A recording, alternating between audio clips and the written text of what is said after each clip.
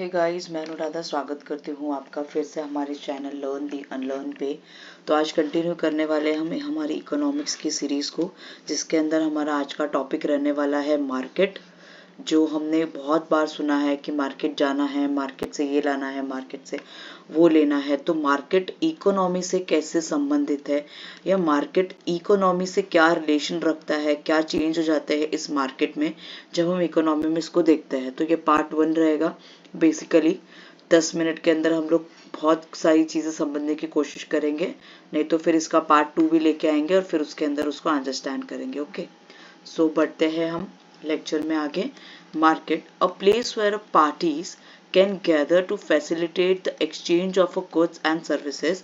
एक वो जगह जहाँ पर कुछ लोग मिलते हैं, एक वो प्लेस जहाँ पर कुछ लोग आते हैं, पार्टीज आती हैं, जहाँ पर बायर्स होते हैं, सेलर्स होते हैं।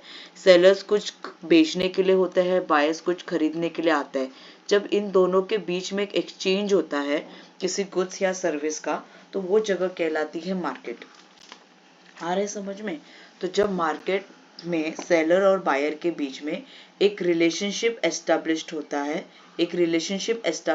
है, जहाँ पर सेलर कुछ बेचने के लिए है, बायर कुछ खरीदने के लिए है, और इन लोग के बीच में एक कॉमन फैक्टर होता है मनी। ये मनी देता है, ये मनी लेता है, और इसके बदले में ये उसको गुड्स देता है। तो यहाँ पर कंसिडरेशन हो रहा है, एक्सचेंज हो रहा है। तो ये प्लेस है आपका मार्केट।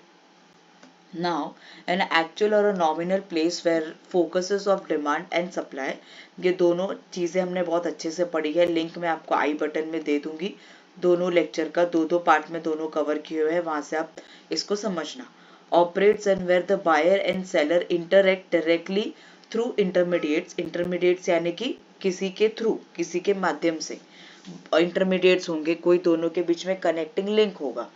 ट्रेड गुड्स, सर्विसेज और अ कॉन्ट्रैक्ट और a instrument for a money और अ बार्टर। बार्टर एक्सचेंज हमें सबको पता है, पुराने जमाने में होता था, अब ये बंद हो गया है। अब सारे एक्सचेंज मनी के एक्सचेंज में होते हैं, पैसा दो सामान लो। A market is the accumulation of buyer and seller where a competition between buying and selling is established. Traditionally we think market is a place where buying and selling is occurred, but in economy market is not denoted by the place. Economy में market का मतलब सिर्फ ये नहीं होता है, बहुत सारा डीप मीनिंग भी होता है। वही हमें आज के इस लेक्चर में समझना है। According to economic theory, market means a commodity market, for example jute market, gold market, fish market. तो यहाँ पर इकोनॉमी के अंदर हमने मार्केट को नाम ही दे दिया है कि ये फिश मार्केट है, यहाँ पे सिर्फ फिश का लेन देन होगा। ये गोल्ड मार्केट है, यहाँ पे सिर्फ गोल्ड का लेन देन होगा। ये जूट मार्केट है, यहाँ पे सिर्फ जूट का लेन देन होगा।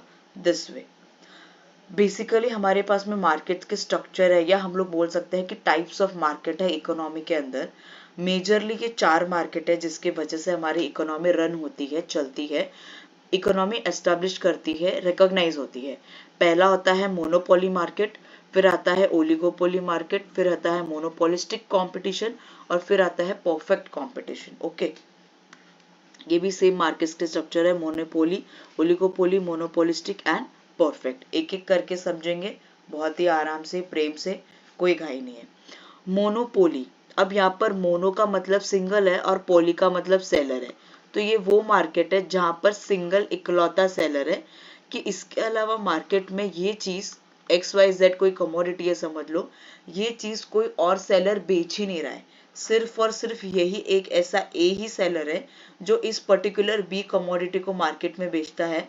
इसके अलावा इस कमोडिटी को मार्केट में कोई भी बेचता नहीं है। कमोडिटी से आप समझ रहे हो ना बच्चे लोग, कमोडिटी मतलब एक किसी प्रोडक्ट की, किसी चीज की बात हो रही है जो सिर्फ और सिर्फ ये सेलर ही बेचता है, इसके अलावा कोई भी इसको सेल करता नहीं है। So market structure where one seller और a producer is sole proprietor, sole supplier of a goods, service और अ मार्केट। या तो सिर्फ और सिर्फ मार्केट में वही सर्विस देता है, या तो सिर्फ और सिर्फ मार्केट में वही एक ऐसा बंदा है जो गुड्स को, कमोडिटी को, चीज को बेच रहा है। That means a monopoly, mono यानी वन एंड पॉली यानी कि सेलर, अ सिंगल सेलर। क्या बोला मैंने? सेलर है जो कि सिंगल है, बराबर। Monopoly, an exclusive possession or a control over the supply, production and a trade or product or a service. आगे आते हैं कुछ examples of monopoly. Railway, Microsoft, ANBU, Facebook, patent, Google. अगर आप इनमें से देखोगे तो फिलहाल मार्केट में यही है जो मैक्सिमम लीड करते हैं. रेलवे में तो अभी अभी प्राइवेटाइजेशन यानी कि मेट्रो आया है. इसके पहले तो इंडियन रेलवे थी यानी कि सिर्फ और सिर्फ सरकार ही इसकी करता धरता थी. तो they comes under the monopoly. जैसे गूगल है, मैक्सिमम हम इसी पे सर्च करते हैं, कोई भी याहू या फिर बिंग या बिंगो इस पे वगैरह नहीं जाते हैं. सो मैक्सिमम अगर हम देखें 99% तो यही लीड कर रहे हैं. फेसबुक वही लीड कर रहा है. माइक्रोसॉफ्ट मैक्सिमम उसके ही चल रहे हैं. पेटेंट वैसे ही चल रहे हैं. तो आपको समझ में आ रहा है कि मोनोपोली मार्केट क्या है. उसकी कुछ कैरेक्टरिस्टिक्स देख लेते हैं हम लोग कि हम कैसे रिकॉग्नाइज करेंगे कि ये मोनोपोली मार्केट है. पहला तो वो सिंगल सेलर होना चाहिए. दूसरा, unique goods with no close substitute. No close substitute यानी कि इसके जैसा दिखने वाला या बिकने वाला और कोई भी प्रोडक्ट नहीं है और कोई भी सर्विस नहीं है. They are the price maker. ये खुद डिसाइड करेंगे कि इनको क्या प्राइस रखनी है, क्योंकि मार्केट में और कोई ऐसा है नहीं जो बना सके, बेच सके, प्रोड्यूस कर सके, सर्विस दे सके. तो हम लोग ने इसको बोला है कि ये भाई लोग प्राइस मेकर है, प्राइस डिसीजन यही लेते हैं. नेक्स्ट है हाई बैरियर्स टू एंट्री. कोई भी दूसरा बंदा मार्केट में आने से पहले डरता है. क्यों? क्योंकि इसकी मोनोपोली इतनी हो चुकी है, इसके प्रोडक्ट की ख्याति इतनी हो चुकी है मार्केट में कि कोई भी उसको कॉम्पीट करने के लिए डरता है. कोई भी इमीडिएट कॉम्पिटिटर नहीं बन सकता है जब तक कि उस सिंगल सेलर नहीं चाहता है तब तक. And the next is non price competition. क्योंकि सिंगल प्राइस है, बनाने वाला एक ही बंदा है, तो प्राइस कंपटीशन भी ना के बराबर ही होती है. ये भी कुछ सेम कैरेक्टरिस्टिक्स ही है. जैसे कि यहाँ पर एक डायमंड का एग्जांपल लिया हुआ है कि डायमंड बनाने वाला मार्केट में भारत में कोई एक ही जगह है जहाँ पर ये डायमंड्स बनते हैं, तो उनकी मोनोपोली हो जाती है. सो one seller, no close substitute, high barriers to entry and a control over the price. They have control over the price. The next market structure comes, that is a oligopoly. इसका मतलब क्या होता है कि market में इक्का दुक्का sellers है, यानी कि few sellers are there. Monopoly में तो एक ही था, यहाँ पर क्या है, few sellers are there in the market where you recognize कि हाँ भाई कुछ लोग तो है कंपटीशन में, जिसके वजह से मार्केट में रहना रुकना ज्यादा इंपॉर्टेंट हो जाता है. मार्केट में कॉम्पिटिटिवनेस नेचर आ जाता है, एक कॉम्पिटिटिव एज आ जाता है. एग्जाम्पल से आप लोग समझ गए रहेंगे कि जैसे कि नेटवर्क जियो देता है, एयरटेल देता है, वीवो देता है.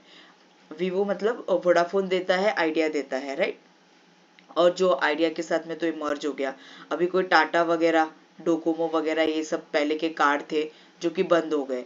तो हम इन लोगों के ग्रुप को बोल सकते हैं फ्यू ग्रुप ऑफ सेलर. क्या बोल सकते हैं हम लोग?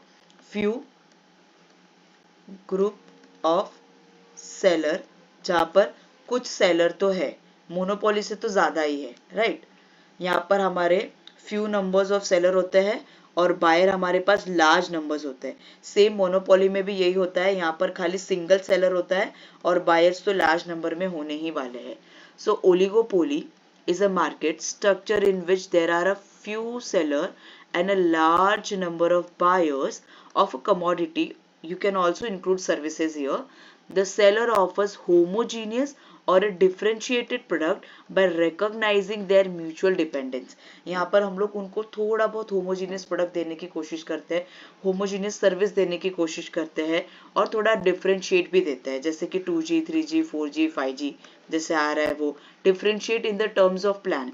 जैसे कोई 28 डेज का रिचार्ज होता है, 24 डेज का होता है, 365 डेज का होता है, 99 डेज का होता है. तो ये डिफरेंशिएट हो गई, लेकिन सर्विस कैसी है इनकी? होमोजिनियस है. समझ में आया यहाँ तक? ओके. कैरेक्टरिस्टिक्स देख लेते हैं. फ्यू सेलर्स है, कंट्रोल ओवर द सप्लायर है, इंटरडिपेंडेंसी, एक दूसरे पर डिपेंडेंट है. कॉन्फ्लिक्ट एटीट्यूड्स होगा, क्योंकि एक से ज्यादा है तो थोड़ा कॉन्फ्लिक्ट होता है.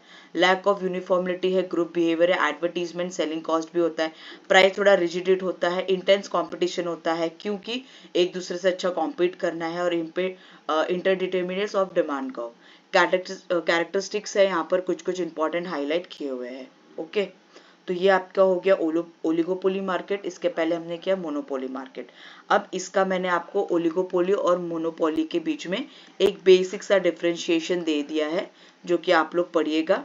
ओके, इसको पढ़िएगा। कुछ भी डाउट रहेगा तो कमेंट सेशन में देखिए, मुझे पूछिएगा। लाइक शेयर सब्सक्राइब कीजिएगा। आगे के मार्केट स्ट्रक्चर हम लोग नेक्स्ट लेक्चर में कवर करेंगे, ठीक है। तब तक के लिए happy learning, sharing is caring. Share करेगा, कमेंट करेगा, सब्सक्राइब करेगा।